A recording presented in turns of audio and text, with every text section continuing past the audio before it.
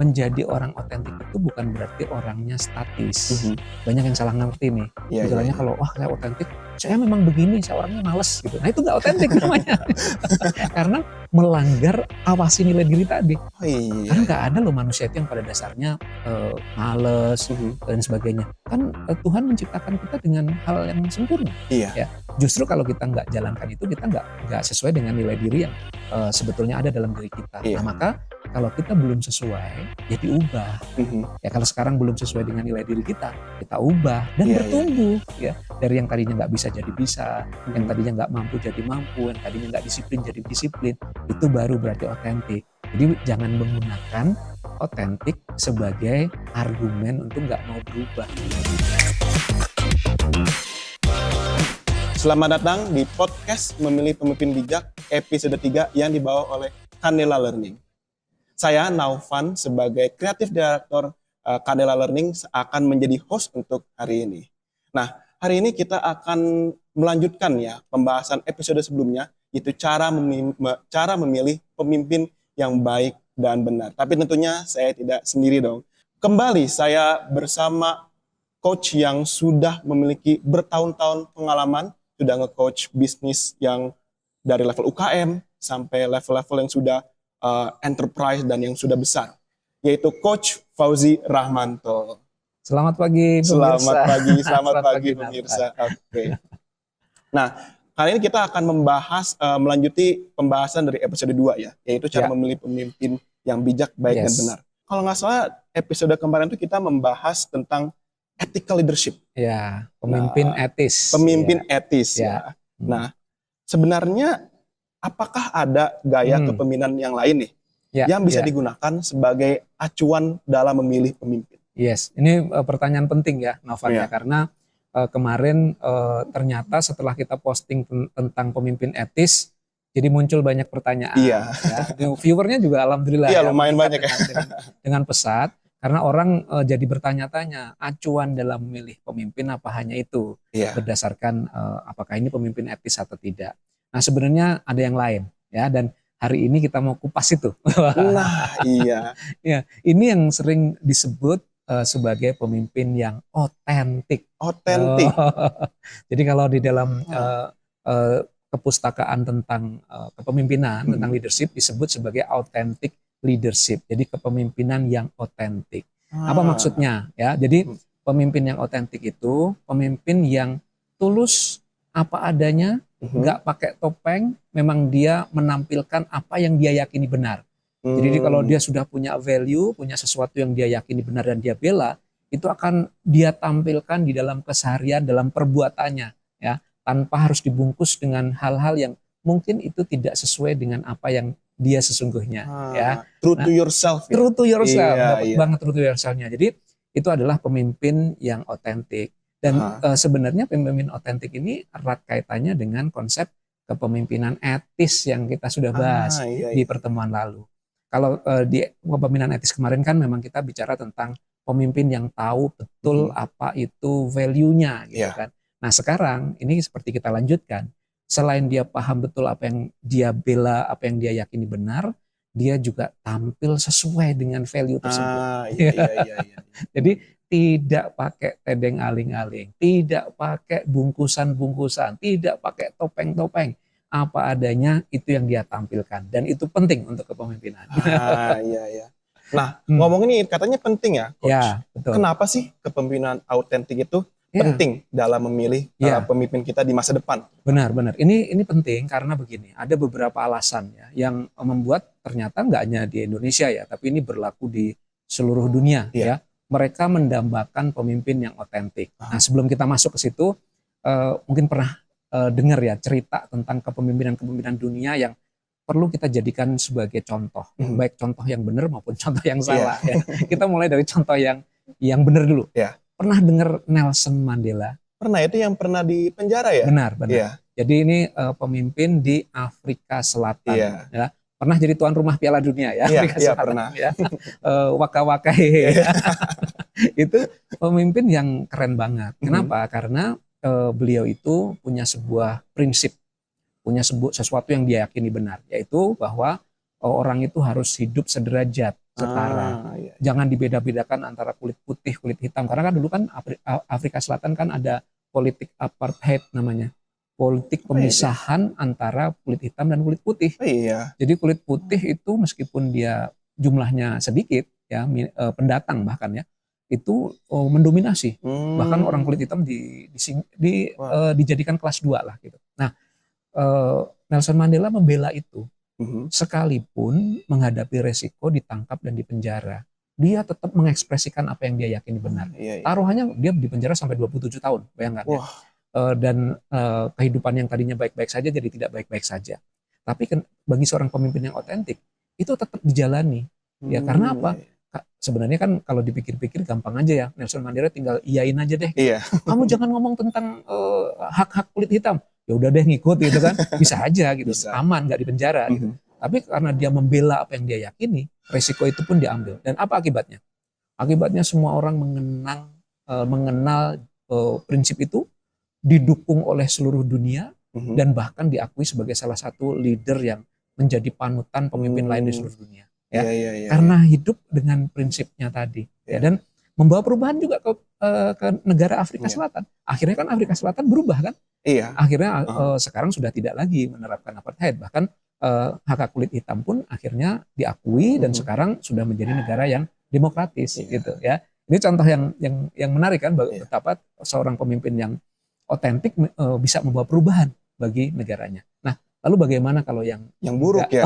Iya, yang kurang baik ya. Ini ada ya di Amerika ya. Mungkin pernah dengar juga namanya Richard Nixon. Udah tahun 70-an ya, 60-an 70-an. Ini sebetulnya pemimpin yang di awal itu promising, menjanjikan. Jadi orang Amerika pun berharap banyak sama Richard Nixon karena pemberani, kemudian juga berhasil membawa Amerika menghadapi krisis setelah Perang Vietnam gitu. Jadi di tengah-tengah Perang Vietnam itu dia mampu memimpin Amerika dengan solid gitu. Jadi promising sekali sebetulnya. Jadi orang Amerika berharap banyak. Tetapi ada tabinya nih. Dia melakukan upaya penyadapan terhadap lawan politiknya. Disadap kantornya. Dan tidak hanya itu, ketika ketahuan ditutup-tutupi, di cover up. Padahal dia kan pemimpin tertinggi sebuah negara. Nah, jadi orang yang hebat ini karena membiarkan ada peristiwa seperti itu, dan apalagi dia berupaya menutup-nutupi, hilang kepercayaan orang Amerika. Pastinya. Dan you know what? Akhirnya Nixon terpaksa mundur, bayangkan.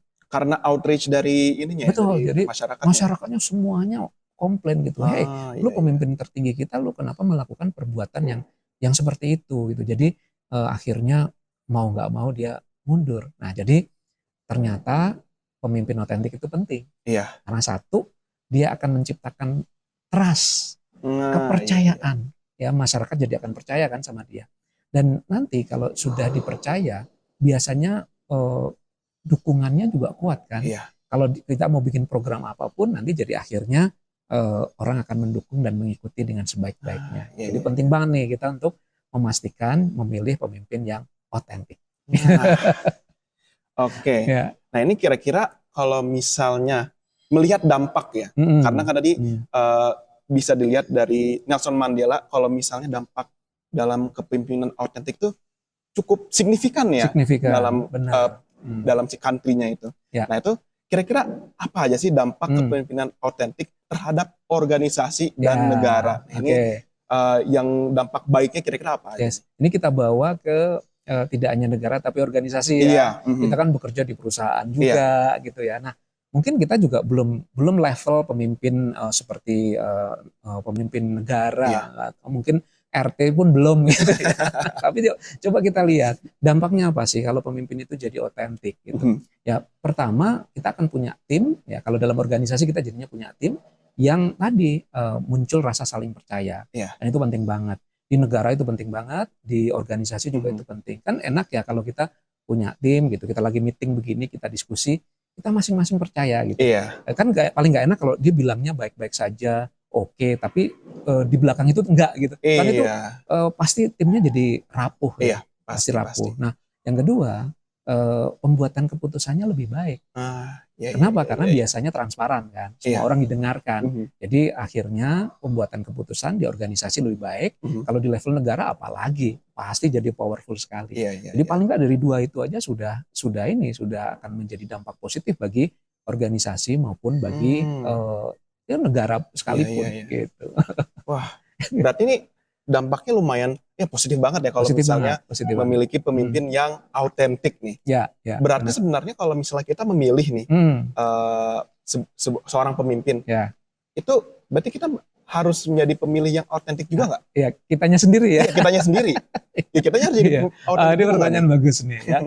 Pemimpinnya sudah kita harapkan autentik. Kitanya sendiri autentik apa enggak? Nah, itu dia. Kita harus jadi autentik juga nggak sih sebenarnya? Ya, semestinya begitu. Semestinya begitu. Kenapa? Karena kita sudah berharap memilih sosok yang autentik, ya kitanya juga harus autentik. Iya. Ya. Ada alasannya. Kenapa? Satu, biasanya orang akan memilih orang yang serupa dengan dirinya kan. Iya, benar. Jadi artinya kalau kita berharap pemimpin kita autentik, kitanya juga harus autentik dong. Gitu. Kitanya juga harus memastikan diri kita juga adalah figur-figur yang autentik, ya, supaya nanti kita akhirnya memilih pemimpin yang autentik juga. Dan begini, kalau ternyata kita sudah dapat nih pemimpin yang autentik, tapi dalam keseharian kita nggak autentik, gitu. Ini akan ada kesenjangan yang jauh. Kalau kita adalah tim yang kecil seperti ini pasti jadi nggak kompak nih. Pemimpinnya sudah autentik, anggota timnya nggak autentik. Iya, pasti acak-acakan ya. Acak-acakan. Anggota timnya nggak saling percaya, ada informasi penting ditutup-tutupi gitu. Dan kalau di perusahaan, di organisasi yang paling sering terjadi misalnya adalah tidak capable, dia ngaku capable, kan gawat banget tuh. Ibaratnya gini deh, seorang pilot lah gitu. Kan kita nggak mungkin ya ada orang yang nggak punya kemampuan membawa pesawat terbang gitu terus ngaku-ngaku gitu. Nanti bingung gitu ya. Cuman berbekal pernah ikut simulator gitu ya. Kan nggak mungkin. Pasti kita nggak percaya. Kan? Pasti kita nggak percaya. Nah itulah pentingnya di organisasi juga demikian. Kita ketika berinteraksi dengan anggota tim, ya kalau memang misalnya ya kita belum tahu, kita bilang kita belum mampu, yuk kita pelajari bersama gitu. Nggak usah self claim, oh saya udah menguasai, kita mengerti, terus akhirnya malah nggak efektif. Jadi antara yang memimpin dan yang dipimpin ya sama-sama autentik akan jauh lebih baik. Gitu. Iya, bener juga sih, bener juga. Jadi kita udah establish nih sebenarnya jadi autentik tuh penting ya. Sangat penting. Bahkan untuk diri sendiri ya, bukan untuk pemimpin doang. Nah, caranya gimana sih menjadi autentik? Ini yang paling penting. Ini paling penting pasti. Bagaimana saya bisa autentik kan gitu ya. Nah, supaya gampang kita singkat aja ya. Apa tuh singkatannya? Singkatannya aku harus autentik kan. Jadi aku. A-nya itu awasi nilai diri. Awasi nilai diri. Jadi setiap orang itu pun punya nilai diri ya. Nilai diri itu adalah sesuatu yang kita yakini benar sebagai sebuah prinsip. Ya misalnya saya yakin bahwa kesejahteraan itu penting. Itu nilai diri saya. Saya melihat bahwa kekeluargaan itu penting. Itu berarti nilai diri saya. Nah maka awasi nilai diri itu artinya ketika kita menjalankan kehidupan ini, berinteraksi, melakukan pekerjaan kita, berkata-kata, bersikap, dasarnya adalah nilai diri. Jadi kalau orang yang punya nilai dirinya kekeluargaan pasti seneng dong ngumpul-ngumpul bareng dengan keluarga gitu ya. Terus kalau punya tim juga timnya dibangun untuk menjadi sebuah keluarga. Itu berarti kita sudah menerapkan yang A, yang pertama yaitu awasi nilai diri. Nah yang kedua, komunikasi dengan jujur. K. Komunikasi dengan jujur. Tadi transparan, terbiasa menyampaikan apa adanya ke tim, nggak usahlah ditutup-tutupin segala macam. Jadi kita menyampaikan komunikasi dengan transparan. Akibatnya tim juga akan lebih percaya pada diri kita. Tim juga bakal lebih transparan kali ya? Lebih transparan karena pada dasarnya itu timbal balik kan, gitu ya. Nah, jadi kalau kita transparan, tim juga akan transparan. Nah, yang terakhir ya, ubah dan tumbuh. Ubah dan tumbuh karena begini, menjadi orang otentik itu bukan berarti orangnya statis. Banyak yang salah ngerti nih. Misalnya kalau saya otentik, saya memang begini, saya orangnya males gitu. Nah itu nggak otentik namanya. Karena melanggar awasi nilai diri tadi. Karena nggak ada loh manusia itu yang pada dasarnya males dan sebagainya. Kan Tuhan menciptakan kita dengan hal yang sempurna. Ya. Justru kalau kita nggak jalankan itu, kita nggak sesuai dengan nilai diri yang sebetulnya ada dalam diri kita. Nah maka kalau kita belum sesuai, ya diubah. Ya kalau sekarang belum sesuai dengan nilai diri kita ubah dan bertumbuh. Ya dari yang tadinya nggak bisa jadi bisa, yang tadinya nggak mampu jadi mampu, yang tadinya nggak disiplin jadi disiplin. Itu baru berarti otentik. Jadi jangan menggunakan otentik sebagai argumen untuk nggak mau berubah. Justru sebaliknya, manusia itu seperti halnya makhluk hidup yang ada di dunia ini. Semuanya punya satu hal yang sama. Tuhan ciptakan sama, yaitu apa? Bertumbuh. Coba saksikan, semua bertumbuh kan, pohon-pohon bertumbuh, binatang bertumbuh, masa manusia enggak? Jadi kita harus selalu juga berubah dan bertumbuh. Jadi aku awasi nilai diri, komunikasi dengan jujur, ubah dan tumbuh. Wah, otentik dah. Mantap. Nah, aku pemirsa. Jadi ini sangat menarik yang telah dibahas oleh Coach FR. Berarti kita untuk memilih pemimpin yang otentik, kita juga harus menjadi otentik diri sendiri ya. Dengan cara aku gitu ya. Oke.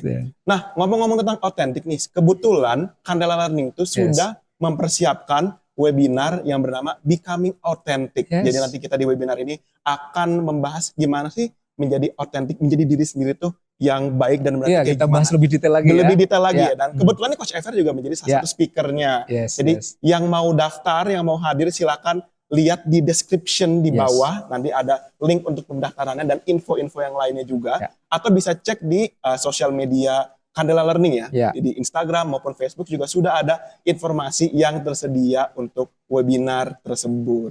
Nah, mungkin untuk episode ini disudahkan terlebih dahulu. Kita lanjutkan lagi minggu depan episode kali ya. Mendatang. Episode mendatang ya insya Allah minggu depan ya. Oke, saya Naufan dan ini Coach FR. Kita pamit dulu ya. Dadah. Terima kasih. Be authentic. Be authentic. Dadah.